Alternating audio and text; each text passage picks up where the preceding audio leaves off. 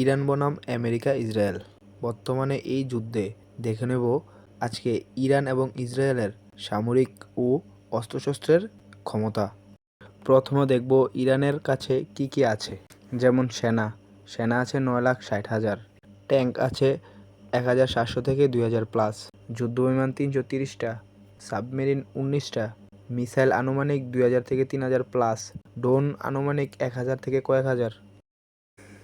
ইরানের কাছে যেই মিসাইল, ড্রোন বা ট্যাঙ্ক বা যুদ্ধবিমান যেগুলো আছে এগুলা অনেকগুলাই পুরাতন এবং আধুনিক আছে খুবই অল্প পরিমাণে।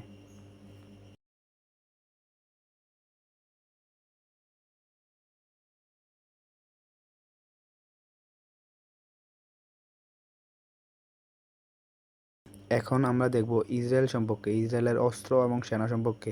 ইসরায়েলের সেনা আছে 6,35,000, ট্যাঙ্ক আছে 2,500 থেকে 3,500 প্লাস, যুদ্ধবিমান আছে 600, সাবমেরিন আছে 5 থেকে 6টা, মিসাইল আছে আনুমানিক 100 থেকে 1,000 প্লাস, ড্রোন আছে আনুমানিক শত।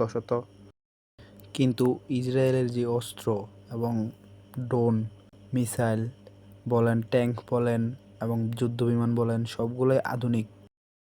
ইরানের তুলনায় ইসরায়েলের সকল অস্ত্রই আধুনিক, কিন্তু ইরানের অস্ত্র ইসরায়েলের অস্ত্রের তুলনায় অনেক বেশি, সংখ্যায় বেশি, কিন্তু ইসরায়েলের অস্ত্রগুলো আধুনিক।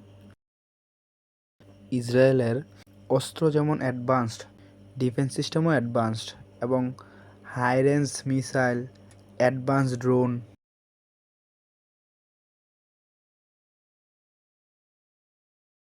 এবার আপনারাই বিবেচনা করুন, যদি ইরান এবং ইসরায়েল যুদ্ধ হয় তাহলে কে জিতবে। আর এরকম ভিডিও পেতে আমার চ্যানেলকে লাইক এবং সাবস্ক্রাইব করে পাশে থাকবেন।